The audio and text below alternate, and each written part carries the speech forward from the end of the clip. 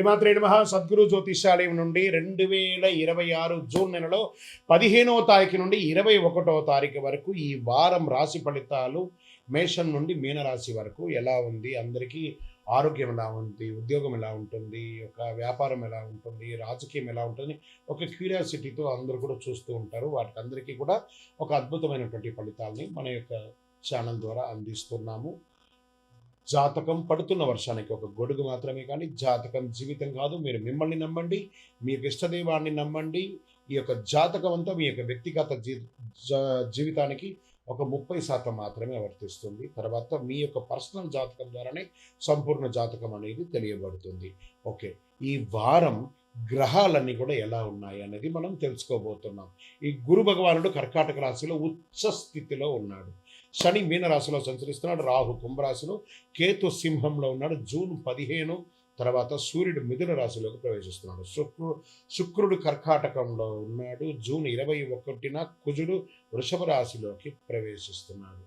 ఈ యొక్క చంద్రరాశి ఆధారంగా సాధారణంగా ఫలితాలు వ్యక్తిగత జాతకాన్ని బట్టి మారవచ్చు. కాబట్టి మీ యొక్క వ్యక్తిగత జాతకాన్ని మనం తెలుసుకుందాము. ఇంకా సింహరాశి మిత్రులారా, ఉద్యోగంలో మీకు రహస్య శత్రువులు స్టార్ట్ అవుతున్నారు. ఎందుకంటే అష్టమ శని నడుస్తుంది. కానీ గురు భగవానుడు యోగంగా ఉన్నప్పుడు ఇలా ఉంటుంది.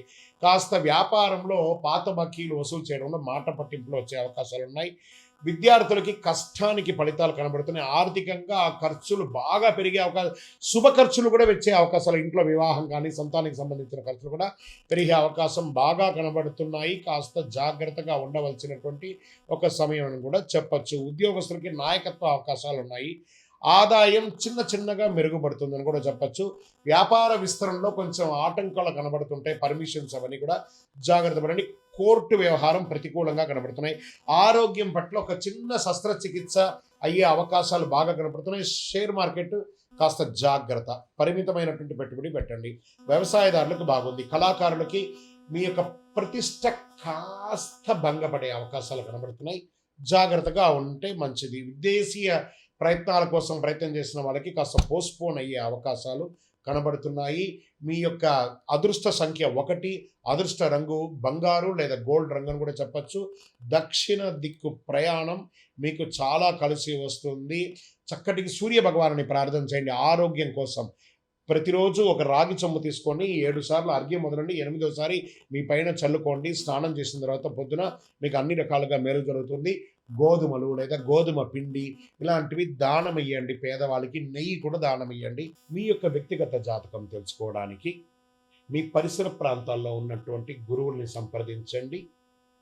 లేదా మా ద్వారానే తెలుసుకోవాలనుకుంటే డిస్ప్లేలో కనబడుతున్నటువంటి నెంబర్కి మీ పేరు, మీ డేట్ ఆఫ్ బర్త్, మీ time of birth, place of birth WhatsApp చేయండి.